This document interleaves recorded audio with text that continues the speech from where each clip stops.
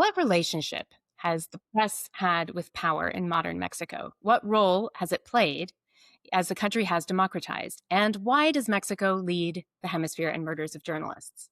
Welcome to the MexPat interview. I'm Kathleen Bonet, and today's conversation is with Andrew Paxman. We'll discuss the recent history of the press in Mexico and the challenges it faces today.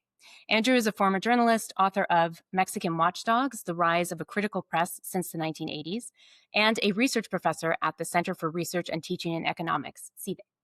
Thank you for joining me, Andrew. It's a pleasure, Kathleen. Pleasure to be here.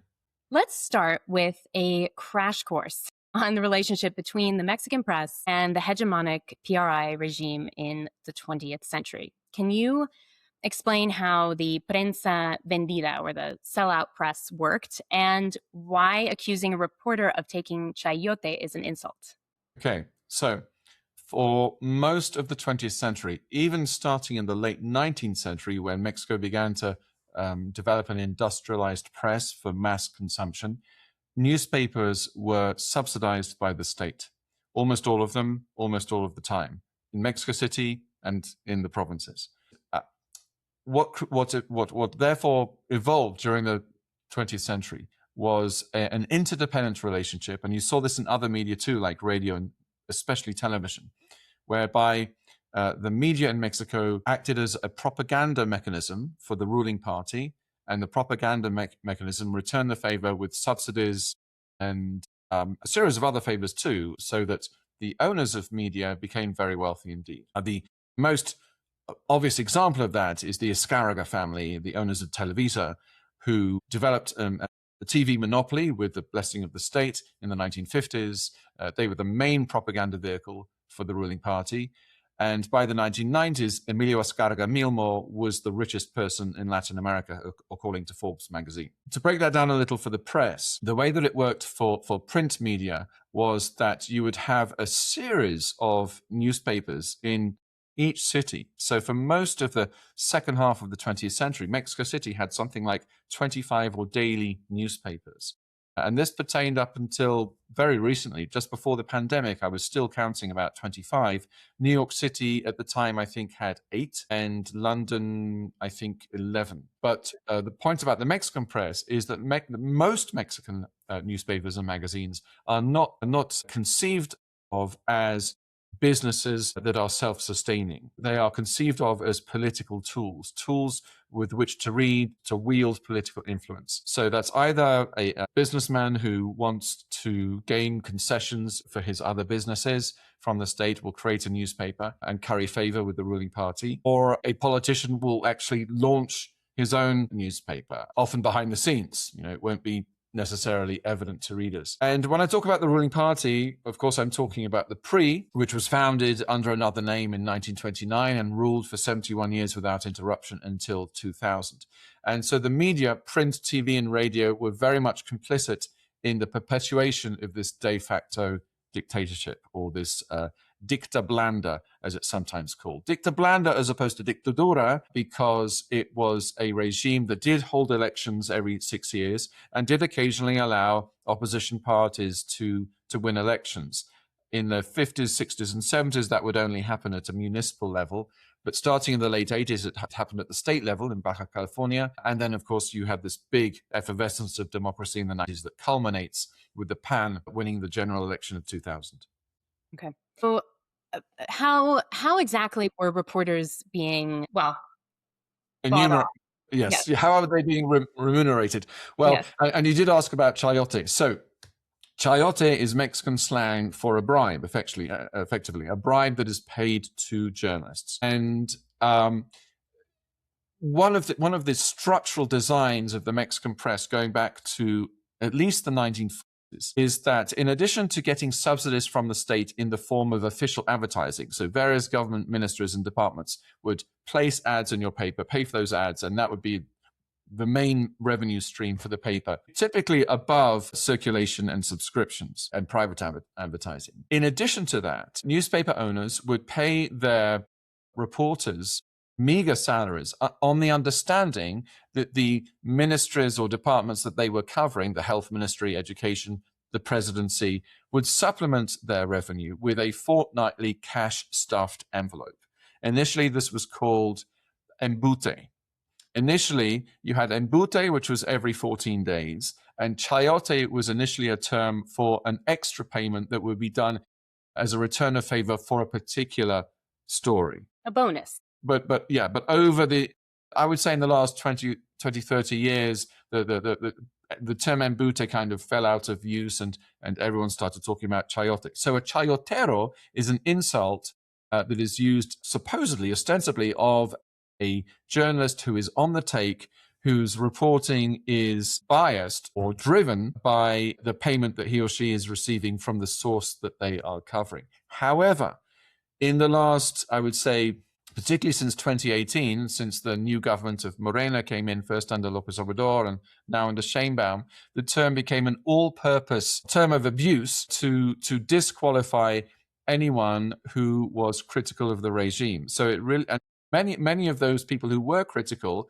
and here's the great irony, and I would say what is particularly sad about this rhetorical turn after 2018 and confrontational attitude of the ruling party towards the press, is that many of those who were deemed chayoteros or generally vilified by the government, by López Obrador, and by their echo chamber on social media, were the same who had exposed the corruption of the PRI under Peña Nieto, who was in power between 2012 and 2018. I'm talking about Proceso magazine, Aristegui Noticias, Animal Politico, Reforma, the newspaper. They'd all done magnificent work exposing corruption. AMLO ran on an anti-corruption platform, in great part. It was one of his top 3 issues. And as soon as they started holding him to account, he turned on them. And do you think that that is partly a reflection of broader Mexican distrust of the media? I mean, how much did he make it worse? How much was he just reflecting what was already there? That's a great question, because public trust in the Mexican press has never been high.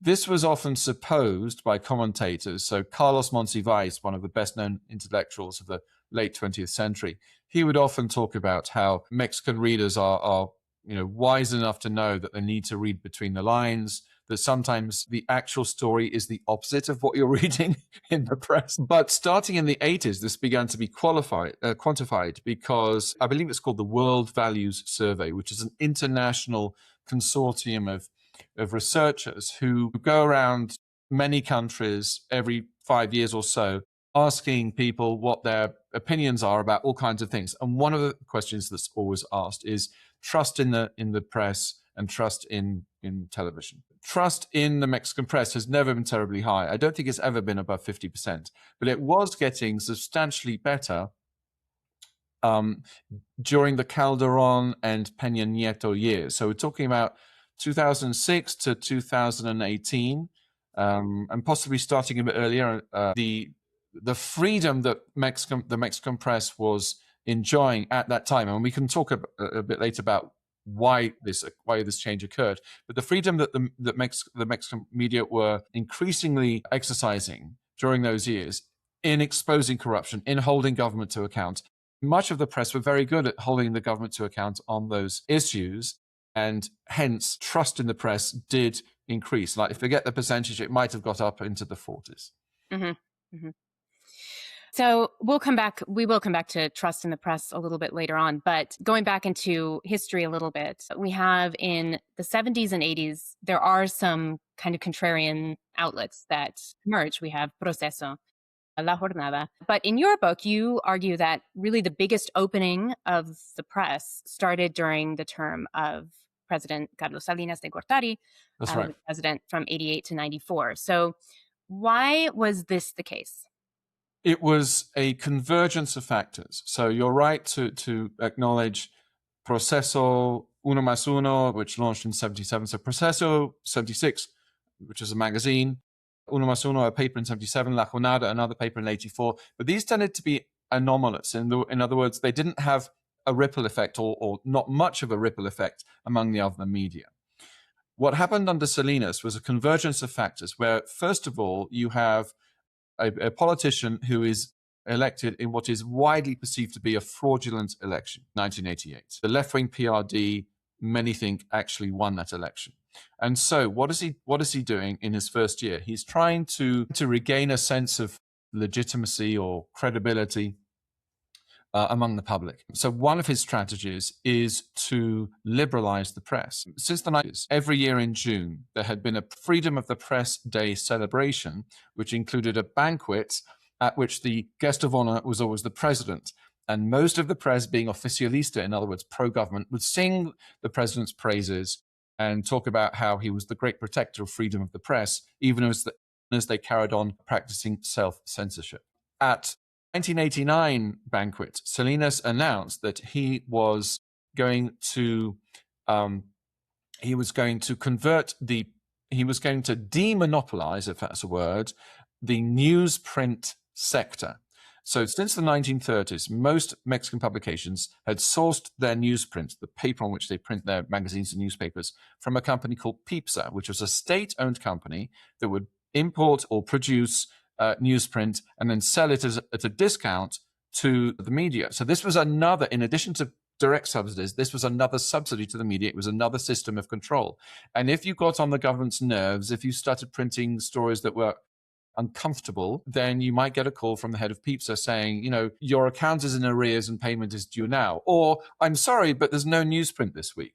So it was another sword of Damocles over the head of publishers.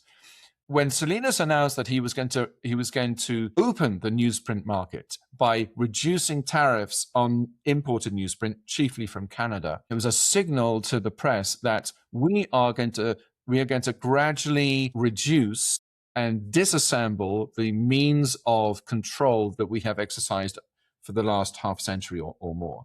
And it's on the strength of that announcement that several, and here's the second factor, several visionary publishers like Alejandro Junco in Monterrey, who was already running a very successful newspaper called El Norte, decided to launch Reforma in his case, and other visionaries in the provinces. And again, knowing that this means of control was being deconstructed.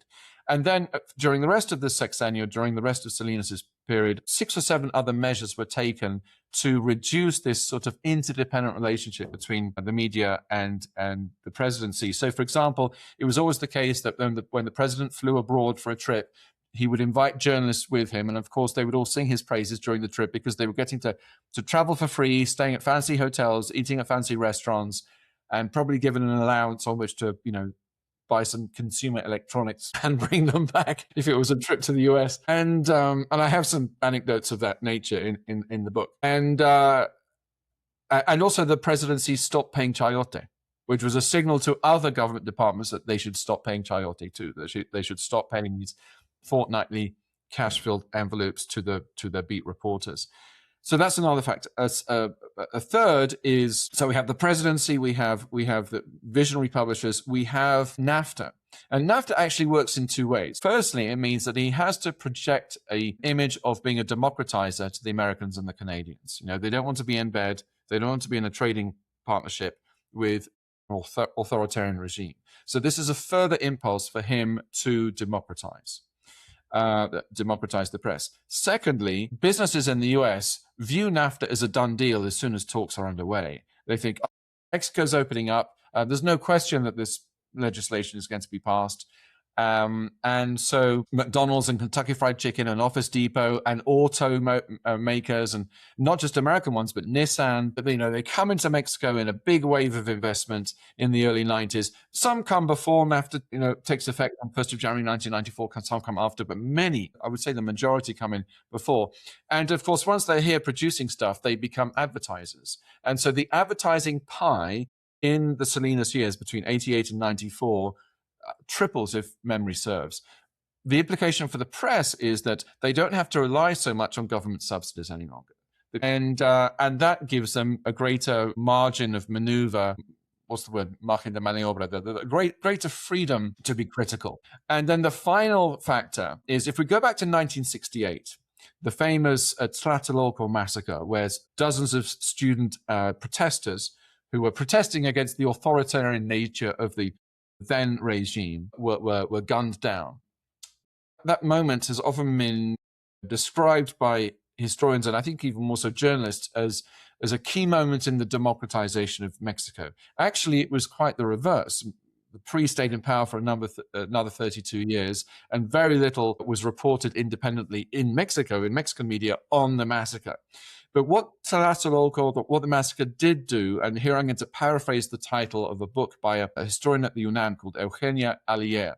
And she wrote a book called 1968, The Movement That Triumphed in the Future. And the way this worked in the press is that students and young professors who were involved in the student movement, 1968, were so incensed and so convicted by the importance of continuing their fight against authoritarianism that 20 years later, when they came into positions of authority in the media, they're now in their 40s, they're editors, they're not just junior reporters anymore, they're editors, they are bringing that conviction into the newsroom, and that too is pushing a critical press. And I cite the example in the book. I tell the story of a man called Humberto Musacchio, who was a student who was actually present in Tlatelolco on the 2nd of October 1968 during the massacre. He talks about how for a year he was in a state of shock. He couldn't do anything. And then he decided, I need to get a job. I need to write. And he starts writing, and he changes he switches between media, but he eventually ends up at Uno Mas Uno, one of the papers I mentioned earlier. Launches in 1977. It launches with a very independent mandate. Curiously, it's subsidized by the state because there are people within the state, and it's important to remember that the state is not entirely homogenous. There may be a ruling party, but within that party, there are liberalizers, there are Democrats, and there are also, authoritarians. And so it was a center-left paper, and Musacchio became a reporter, and then he rose up the ranks. And when he and his colleagues, some of them broke off in 1984, they were unhappy with the leadership, and they founded La Jornada, and that became even more sort of, self-evidently a left-wing organ, and did a great job in holding the government to account. And the great example of that is the 1985 earthquake, where the government is trying to say, very few buildings were destroyed, very few people died, and La Jornada is going out into the streets and saying, no, the government's lying to you. Look at what's happening here, and look at how these textile sweatshop owners are going into their semi-destroyed factories and removing the machinery before they try to rescue their own workers. So, they did great work, and that was one of the 85, the 85 earthquake is, I think, more important in the democratization of Mexico and the opening of the press than 1968. It's interesting, also in the book you mentioned this accident in Guadalajara that was kind of groundbreaking in the development of Siglo XXI and that independent press there. So it's interesting how these disasters can provide that impetus for citizens, I guess, to realize just how bad the coverage had been up until that. Indeed, yes. Now, a colleague of mine at the University of Washington called Vanessa Frigi wrote a great book called Citizens of Scandal about how between the 1960s and the 1980s, a series of disasters or controversies were so pronounced that the government lost control of the narrative. And these were moments in which the press was able to exercise some freedom, hold the government to account, and even some of the Oficialista pro-government newspaper. So in 85, Excelsior, which was the sort of the great broadsheet Mexican newspaper of the day, was critical in its coverage for a number of weeks, and then it went back to being pro-government. And that, I think, is another difference between what happened prior to Salinas. There were moments when there was critical coverage. The credibility of the PRI was eroded little by little, but generally speaking, the majority of the press remained pro-government, and that was true in the states as well, in the provinces. However, that said, and you mentioned Siglo XXI in Guadalajara, one of the points I make in the book is that the liberalizing and opening of the press in Mexico was very often driven from, not so much by Mexico City media, but by media in the States. So Siglo XXI in Guadalajara, El Norte in Monterrey, and Zeta, a weekly newspaper in Tijuana, which was founded in 1980, inspired by Proceso. And they did a great job holding the PRI to account. And they were very instrumental in the first gubernatorial victory by a opposition party politician in 1989. And one of the things that they did in that 1989 election was that they were one of the first newspapers, inspired by El Norte in Monterrey, to hire extra staff and send them out as electoral observers to go to all of the polling stations and make sure that the PRI, which was the ruling party, was not engaging in its usual trickery of stuffing the ballot box and denying certain people who were known to be sympathetic to the opposition the right to vote, etc. And so I tell that story in the book about how they were, they really facilitated a truly democratic election in Baja California Norte. And these newspapers are not only setting a good example for the rest of the press, but they're also cultivating journalists who will go on, in many cases, to find jobs in Mexico City and become in other cities and become influential news editors. So the woman who really exposed the government's culpability in Guadalajara of the gasoline leak and the explosion that it caused, which killed more than 100 people, a woman called Shanik von Bertrab, although her pen name is Alejandra Shanik. She went on to Mexico City. She freelanced for the New York Times. She's the only Mexican ever to win a Pulitzer. She won a Pulitzer for co-writing an expose on how Walmart in Mexico was paying bribes to local authorities in order to get choice patches of land on which to construct its mega stores. So let's pause and talk about your personal experience as a journalist in Mexico. So you were working in Mexican media in this period of time that you were talking about, of kind of it opening up, right, in the 90s. So how would you describe that period of time, and what surprised you most about working as a journalist? So it was a very exciting time to be a journalist. And I arrived in Mexico City in 1991. I was a backpacker. I had a little bit of student journalism experience at Southampton in England and at Rutgers in the US. I was an exchange student at Rutgers for a bit.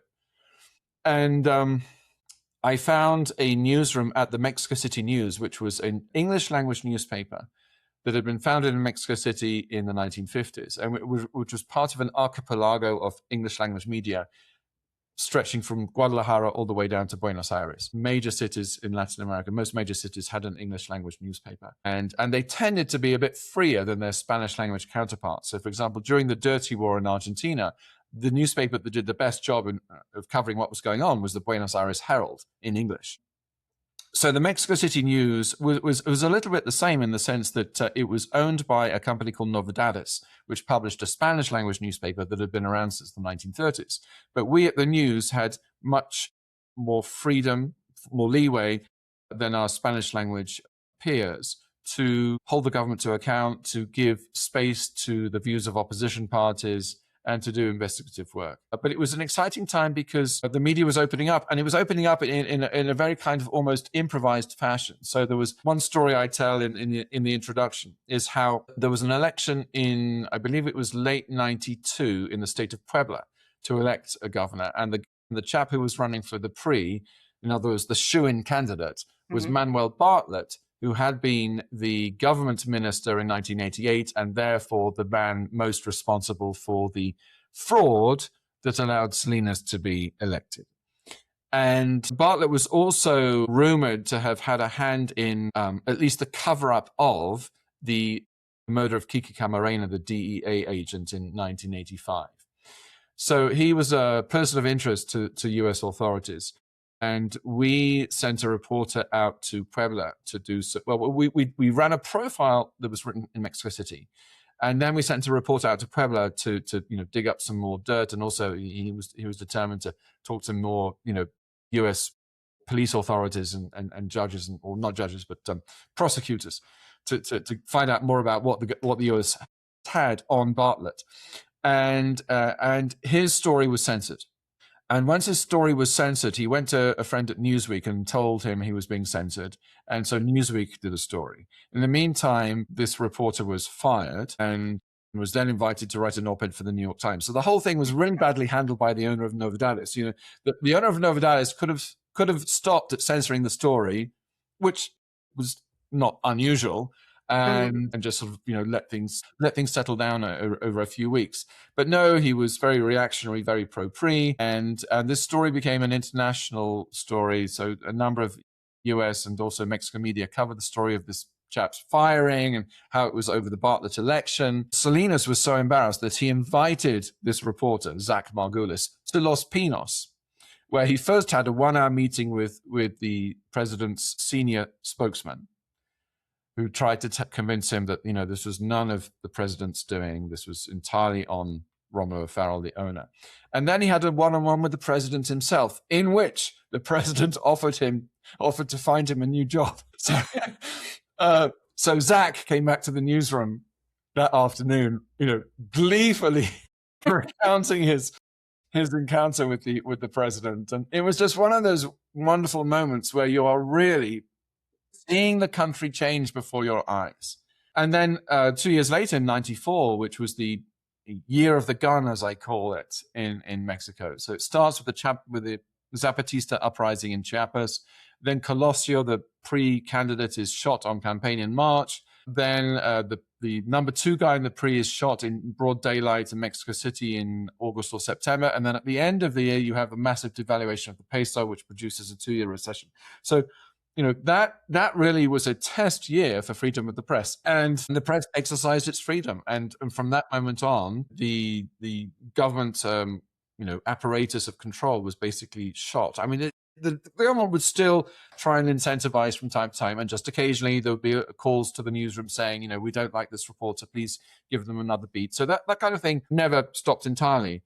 And before I talked about the lack of a ripple effect, when independent media were founded in the 70s and 80s, under Salinas, you do have a ripple effect. And one of the most obvious examples is Reforma, which launches very independently. Only 5% or less of its ad revenue is government spending in 1993.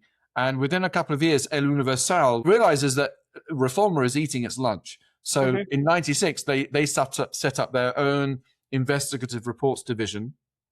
And they start to hire critical columnists, and they turn themselves around and become, there are some lapses in subsequent years, but both then and also today, I would say that El Universal is a pluralist and pretty reliable newspaper. It is the oldest that is still... It is the oldest in Mexico City, yes. It was founded in 1916. There's a paper in Veracruz that was founded, I believe, before the Mexican Revolution. I forget the year, but El Dictamen de Veracruz is technically the oldest in the country. Yeah. So speaking of Veracruz, actually, which unfortunately is, I believe, the state with the most murders of journalists. Is that historically? Right? Yes. I have compiled a database of murders of Mexican journalists from the Porfiriato to 2024. So there were 1 or 2 cases in the 1860s. My database starts in 1879, which was the year of the first journalist killed under Porfirio Diaz, the dictator of Mexico in the late 19th century. And I have 359 cases of murdered journalists. And Veracruz historically has been the most lethal state. And that historic reputation, of course, was very much underlined between 2010 and 2016 when they had a governor called Javier Duarte, on whose watch 20 journalists were killed. Yeah. Mm-hmm. It's the bloodiest 6-year term of any state governor in Mexican history.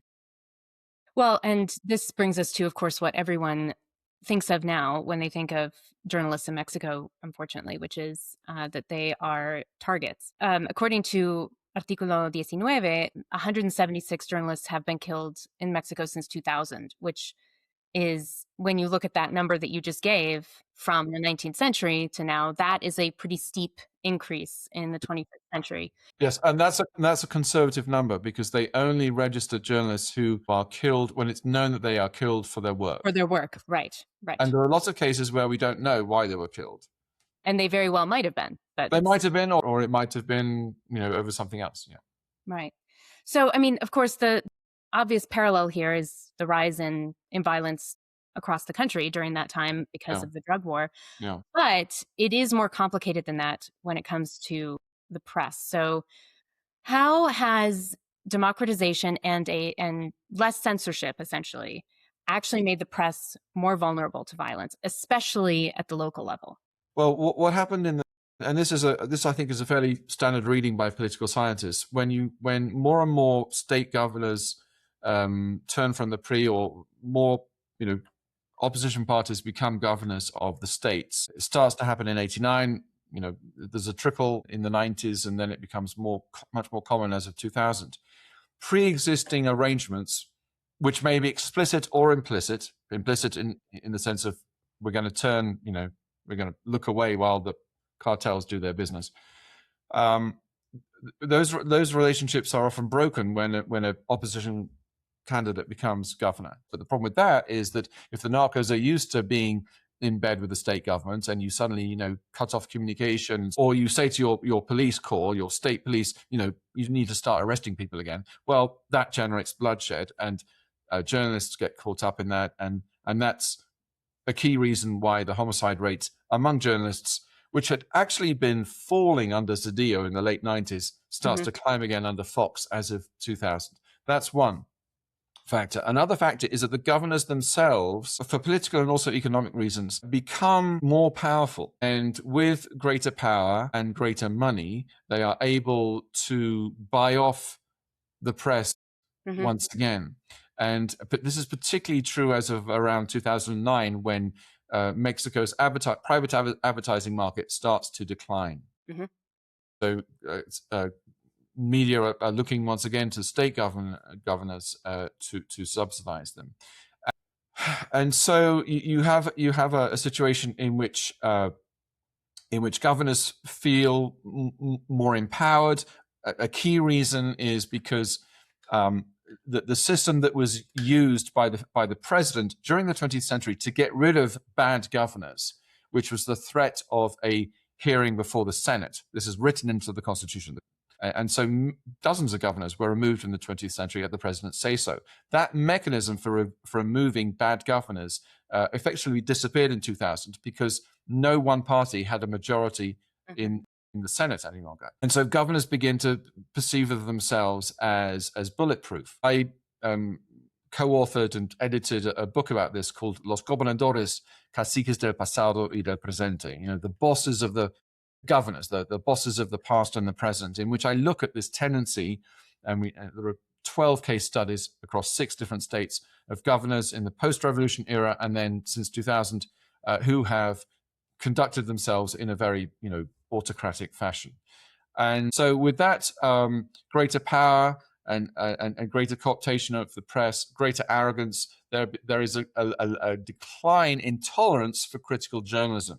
It sends a sign to people who are being exposed by critical journalists, or even being written about by police beat reporters, that if they don't like what's being written about them, journalists are a disposable quality. In other words, they can bump off a reporter and probably get away with it because the governor has already expressed an opinion that this particular medium is not reliable. And Duarte is the classic case. So there are 20 murders of journalists under Duarte.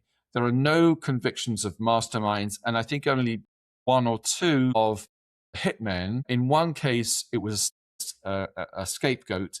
And in the other case, the guy was jailed and then he managed to escape from jail. So basically, no justice was carried out on Duarte's watch. And Duarte used to use a phrase, es que anduvo en malos pasos. This guy was hanging out with the wrong crowd. So he kind of brought his murder upon himself. The implication was sometimes that, I think implicit in that very phrase, is that the guy was, he was in bed with the narcos, or he was taking payoffs. Now, what's most distressing about that allegation is that sometimes it's true. Sometimes journalists do take payoffs from their narcos, not necessarily because they're intrinsically bad people, but because the narcos have said, well, it's the classic plata o plomo dilemma. You can take the silver or you can take the lead. You can take the bribe, or I'm going to kill either you or your wife or your child. So it becomes very ethically blurred. I don't want to sort of, in a Manichaean sense, talk about good journalists versus bad journalists. These are very complex issues. But the upshot is that the growing presence and power of drug trafficking organizations and criminal organizations in general in the States, as during the first century, has given corrupt politicians cover. It means that they can have someone bumped off and blame the narcos. Well, and I think at a local level, in some cases, they're particularly vulnerable, especially more recently, because a lot of these victims are they're not even with a professional media organization. They're very small, independent reporters who really have no structure in place even to protect them. Yes, they have no institutional backing, and there's no one really sort of looking out for them. So if you look at the stats on homicide against journalists, it's at its worst under Calderon. So 2006 to 2011, something like 90 journalists are killed. And that falls to about 47, 48 under Peña Nieto and again under AMLO. Why the decrease? Well, because in part, editors in newsrooms didn't want to put their reporters at risk any longer. Some media decide we're not going to cover the narcos anymore. And this happened quite a bit on the border in the late Calderon years. That there was a famous case of a newspaper, I think it was in Juarez, that wrote a front page op-ed directed to the narcos. It didn't say narcos. It didn't say Mr. Narco. It said, to the real authorities in this city, implying that the government had lost control. What do you want from us? Tell us what you want. And this generated headlines around the world, and they ended up engaging in self-censorship, and who can blame them? They'd already lost 3 reporters, and so you see the development of what has become known as zones of silence, where in northern Tamaulipas or certain parts of Michoacan, the papers are not covering the violence at all. They've decided they've made an editorial decision. We're not putting violence in the paper at all because it's too risky. Yeah, it's very sad, and as you say, a lot of these reporters are not full-time reporters. They're taxi drivers, or they have some other job, but they feel that they want to do something for their community, and so in their spare time they publish stories to Facebook. Yeah. And that, of course, gives people like Javier Duarte another out, because they can say, "Oh, he wasn't really a journalist. We don't have to investigate." Yeah. So earlier we talked about, obviously AMLO's antagonistic relationship with traditional media in particular. Yeah, I do want to nuance that a little. I should say, in his defense, a number of media, including several of the media that I've mentioned earlier, that did a good job exposing corruption under Peña Nieto, took a pretty belligerent stance towards AMLO from the get-go. Yes. So, for example, there was a story in early 2019, second month of AMLO's term, in which Reforma found that his Minister of Government, Olga Sanchez Cordero, had in her declaration of private assets not included an apartment in Houston. And they splashed this on the front page. But if you read the story, they don't give her right of reply. So this is an example of how the press was not always acting in an ethical fashion towards AMLO. Or with bias, which is what he would allege. Yeah. But although AMLO tended to say that his view of the press was very black and white, you're either with me or against me. So, those media that have been doing a good job holding previous corruption case, exposing previous corruption cases, once they started to poke around on his watch, they were termed nuestros opositores, our opponents. In other words, they were vilified and deemed beyond the pale because they were not towing the president's line. And if you look at the history of AMLO's relationship with the press, which I'm now doing because I'm writing a biography of AMLO, that's my next project, his views of the press were formed by his experiences as a politician in Tabasco, in the state of Tabasco, where he ran twice for governor in 88 and 94, and found almost all of the press against him. He was running for a left-wing movement, and the PRI, was the incumbent party, and therefore the party that subsidized the entire Tabasco press, or almost the entire Tabasco press, because in 91 he decides to launch his own newspaper. And they do a good job of exposing corruption by the then government, a guy called Salvador Neme. And Salvador Neme, partly because of their work, but also because of some internal ruptures, factionalism within the PRI, is removed from office in early 92 by Salinas. Once that's done and a more moderate chap comes in, the editor of the newspaper goes to AMLO and says, look, let's be a bit more like La Jornada. La Jornada, not so much now, but back then was quite pluralistic in, for example, its columnists. And so the editor said, let's expand the readership of the newspaper by making it plural. AMLO was not interested. He just wanted a propaganda outlet. And that is how he still sees the media.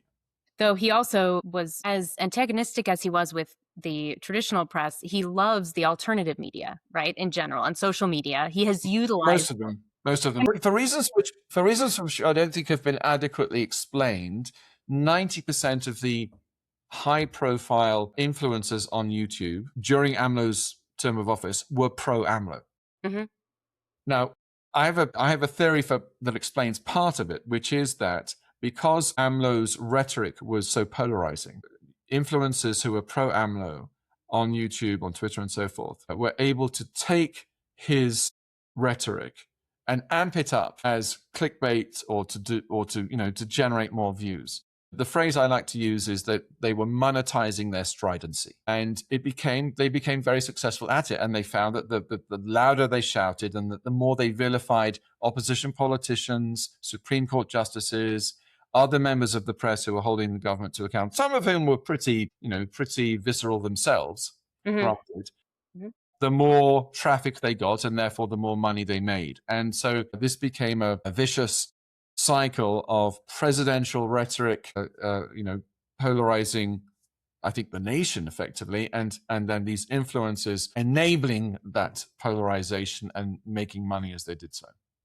Well, that's never been seen anywhere else, so that's clearly unique to Mexico. That's a very good point, but what I think is slightly different about Mexico is that kind of monetizing of stridency, we'd not seen it very much until 2018. It really takes off when AMLO comes in.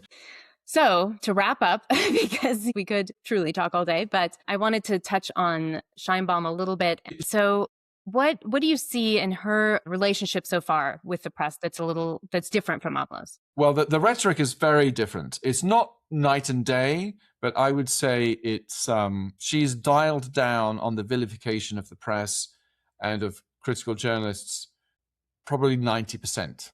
Not completely, because just occasionally, and partly because there are still these influencer types who attend the Mañanera who like to feed her the kind of question that leads her to call out Raimundo Riva Palacio or Carlos Loret de Mola or one of these critical columnists or talking heads on YouTube.